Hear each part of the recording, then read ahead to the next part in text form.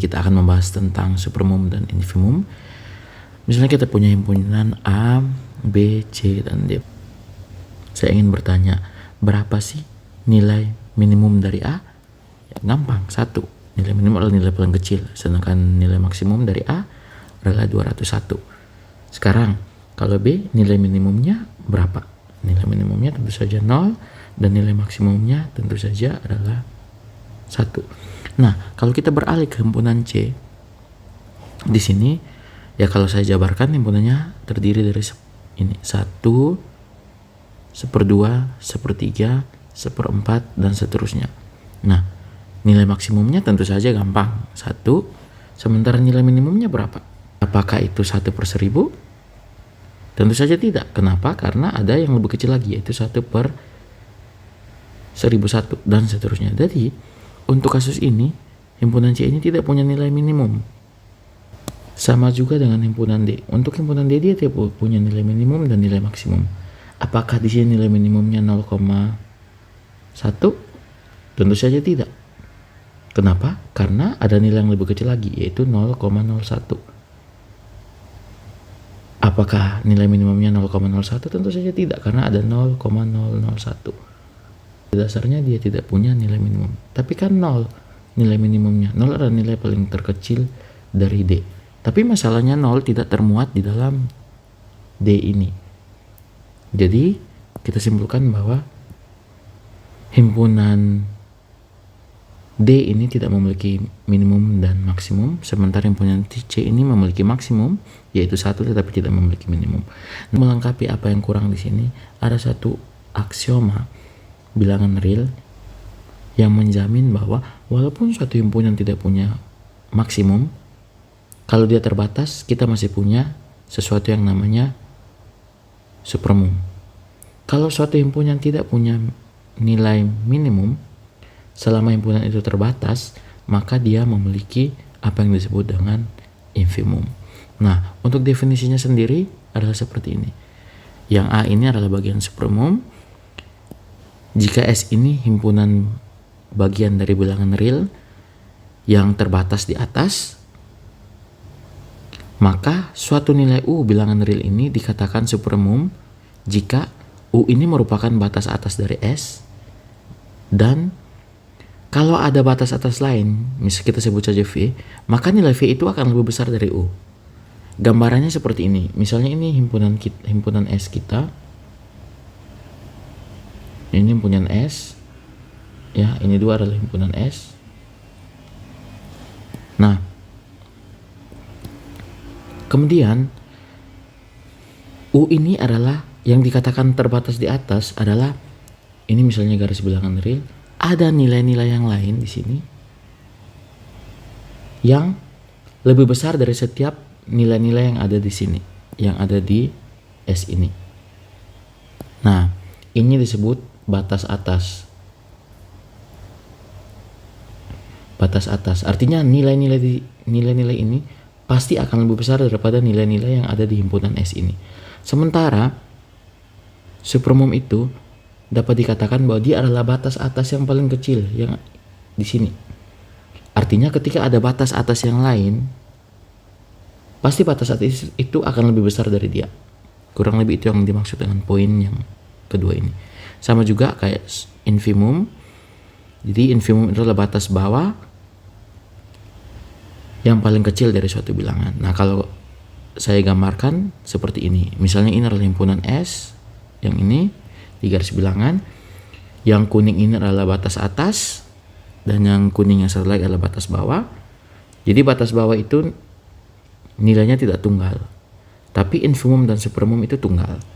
Nah, di sini saya tandai ini infimum karena kalau ada nilai T yang lain atau batas bawah yang lain, pasti batas bawah ini akan lebih kecil daripada nilai infimum itu. Sama juga U ini dikatakan supermum karena kalau ada batas atas yang lain, sebut saja V, pasti V ini akan lebih besar dari U. Kurang lebih itulah yang dimaksud dengan supermum dan infimum. Perhatikan bahwa supermum itu tidak perlu ada di dalam suatu himpunan itu sendiri. Kita kembali ke contoh kita yang sebelumnya. Kita sebut saja himpunan ini ini supermumnya itu adalah 1. Walaupun 1 tidak masuk ke dalam himpunan ini. Dan infimumnya itu adalah 0. Jadi infimum dari D kita tulis sama dengan 0. Dan supermum dari D itu sama dengan 1. Ya, nanti kita akan lihat lebih detail lagi cara mencari supermum dan cara menunjukkan supermum dan infimum atau membuktikan infimum dan infimum itu sendiri. Nah, berikutnya ada lemma yang sangat penting, nanti akan sering digunakan. Jadi suatu batas atas ini bisa pakai batas bawah, batas atas, atau bisa diterapkan untuk infimum. Tapi saat ini kita fokus ke supermum dulu. Suatu batas atas U dari suatu himpunan, tentu saja himpunan terbatas S, merupakan supermum dari S jika dan hanya jika untuk setiap epsilon, tak peduli sekecil apapun epsilon ini, akan ada suatu anggota S sehingga U kurang epsilon ini lebih kecil dari S epsilon. Maksudnya seperti ini. Let's say ini kita punya himpunan S, tentu saja supermum kita adalah yang ini. Nah, kalau supermum ini E ini adalah E ini positif, artinya dia adalah bilangan positif ya. Biasanya E-nya ini kecil. Artinya gini, kalau kita kurang dengan E, U ini kita kurang dengan suatu nilai E, artinya kita geser sedikit ke kiri, pasti ada anggota S yang lebih besar dari U kurang E itu. Jadi supermum itu kalau kita geser sedikit, dia bukan supermum lagi. Dia akan ada anggota yang lebih besar dari hasil pengurangan tersebut. Nah, untuk buktinya, ya kita ambil dari arah kiri ke kanan dulu. Ya, misalkan U adalah batas atas. Misalkan U adalah batas atas dari S yang merupakan subhimpunan dari R. Ya, kita tulis saja U itu sama dengan supermum dari S. Kita ambil sembarang epsilon yang lebih besar dari 0.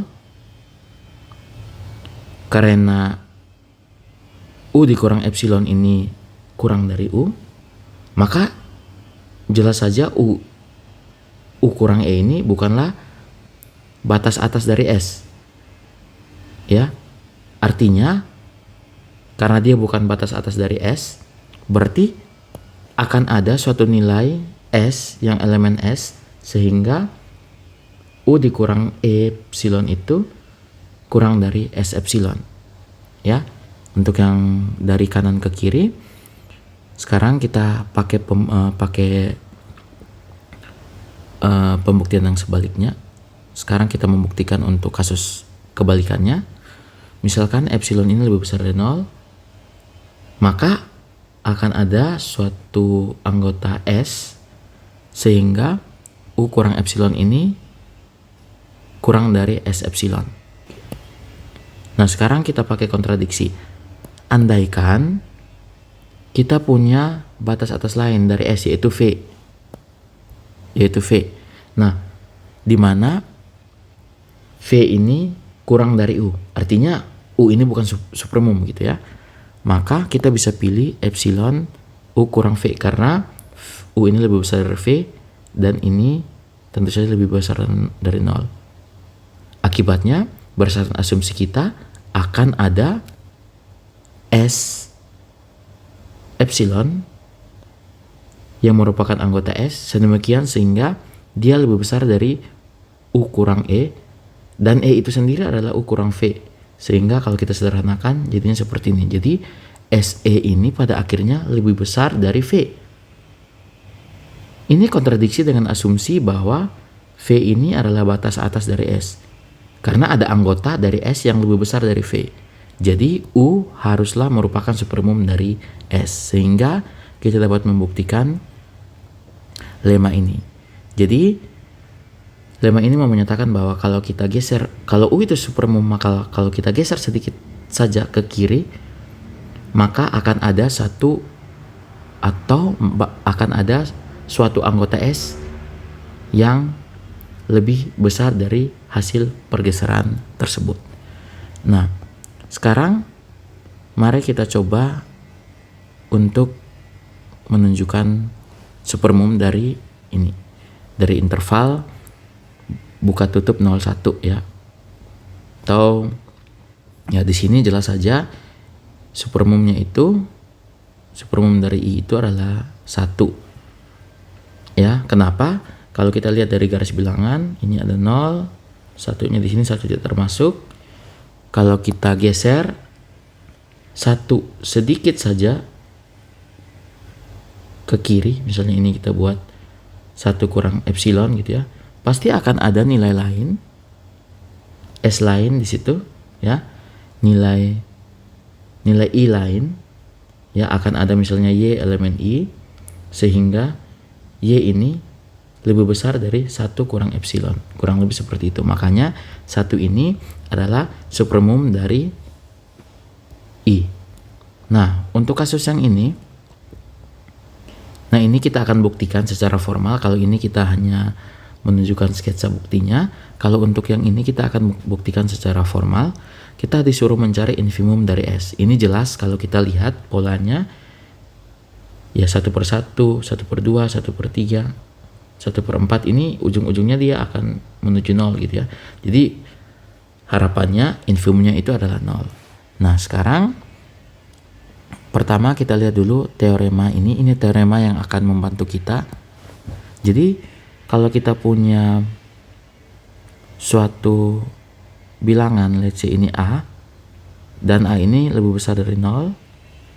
Kemudian kita punya epsilon di sini.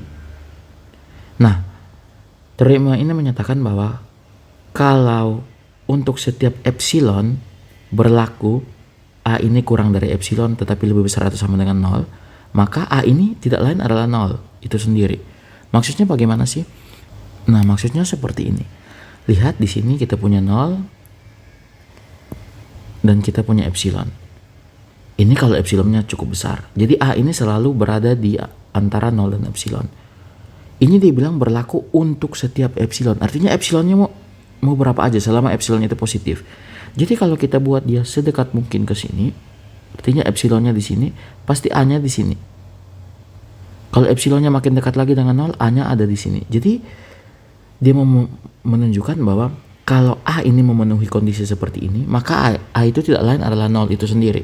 Nah, untuk buktinya, andaikan tidak demikian, ya A cuma punya 2 pilihan, either A itu sama dengan 0 atau A itu lebih besar dari 0. Nah, kita andaikan kalau A ini lebih besar. Jadi kita menggunakan pembuktian kontradiktif. Kita asumsikan A ini lebih besar dari 0. Oke. Andaikan tidak demikian, misalkan A ini lebih besar, A ini elemen bilangan real dan berlaku ini untuk setiap epsilon lebih besar dari 0 dan A ini lebih besar dari 0. Karena A ini lebih besar dari 0, kita dapat pilih suatu epsilon 0 yaitu 1/2 A. Ya, ini lebih besar dari 0. Karena dia lebih besar dari 0, maka dia harus memenuhi sifat ini. Karena itu kita punya ini. Epsilon itu berada di antara 0 dan A. Sekali lagi, kontradiksi dengan asumsi bahwa A ini lebih kecil dari epsilon untuk setiap epsilon bilangan positif. Jadi A itu mestilah bernilai 0. Jadi yang teorema ini mau bilang adalah kalau kita punya bilangan positif A dan A ini lebih kecil dari setiap bilangan real positif epsilon, maka A ini pasti akan sama dengan 0. Kurang lebih seperti itu maksud dari teorema ini. Nah, sekarang kita lihat sketsa pembuktian bahwa infimum dari S itu adalah 0. S itu adalah 1/n di mana n adalah bilangan asli. Nah, pertama kita tunjukkan dulu bahwa S ini tidak kosong. Jelas S ini tidak kosong karena 1 itu elemen S. S ini terbatas di bawah. Karena S ini akan lebih besar dari -1 untuk setiap S elemen S. Jadi nilai ini nggak akan mungkin lebih kecil dari -1. Ya, ini kan udah pasti positif ya.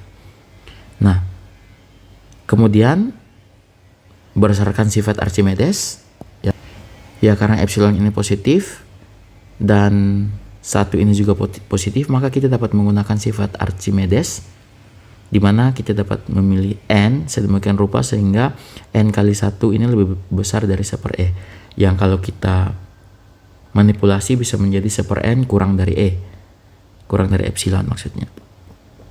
Nah, kemudian kita masuk ke dalam sifat dari infimum. Kalau misalnya kita punya W ini adalah infimum dari S, maka untuk setiap epsilon yang lebih besar dari 0 akan berlaku sifat ini. Ya, ini datang dari sifat Archimedes yang ini.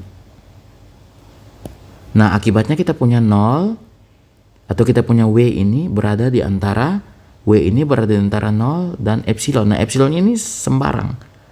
Akibatnya W itu mestilah sama dengan 0 seperti bukti di teorema sebelumnya. Jadi kita simpulkan bahwa infimum dari S itu adalah 0. Oke. Nah, sekarang kita masuk ke pembuktian yang lain. Kita mau menunjukkan bahwa kalau A dan B ini subhimpunan bilangan real dan memiliki supermum, maka supermum dari gabungan A dan B itu adalah sama dengan supermum dari supermum A dan supermum B. Itu ya, atau ini bisa diganti dengan maksimum dari supermum A dan supermum B.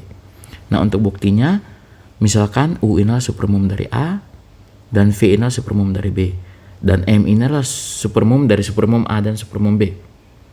Nah, sekarang kita ambil sembarang X elemen A gabung B. Kalau X ini elemen A, maka berlaku ini.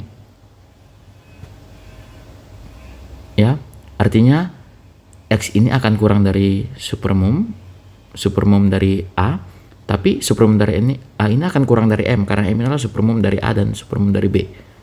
Kita ambil maksimumnya. Sama juga dengan B, kalau kita ambil samaran X elemen B, maka berlaku X kurang dari V kurang dari M. Jadi kita dapat simpulkan bahwa M ini adalah batas atas dari A gabung B. Nah, sekarang kita mau tunjukkan bahwa kalau ada batas atas yang lain, kita sebut saja Y, maka batas atas itu pasti akan lebih besar dari M. Tujuannya, Y ini pasti akan lebih besar dari M, sehingga kita simpulkan bahwa M ini adalah supermumnya, ya. Nah, kalau kita ambil Y adalah batas atas yang lain dari A gabung B, artinya untuk setiap X yang berada di A gabung B, berlaku X ini kurang dari Y. Akibatnya, ya, Y ini adalah batas atas dari A dan B. Nah, tapi ingat A dan B ini punya supermum, dan Y ini adalah batas atas. Akibatnya, untuk setiap X yang berada di A, berlaku X kurang dari U kurang dari Y, dan untuk setiap X yang berada di B, berlaku X kurang dari V kurang dari Y. Sehingga kita simpulkan bahwa M ini kurang dari Y.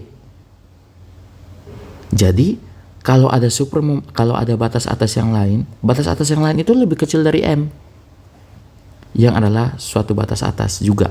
Jadi kita simpulkan bahwa M ini mestilah supermum dari A dan B, A gabung B, maaf. Sehingga kita simpulkan bahwa supermum dari supermum A dan supermum B merupakan supermum dari A gabung B. Sekian.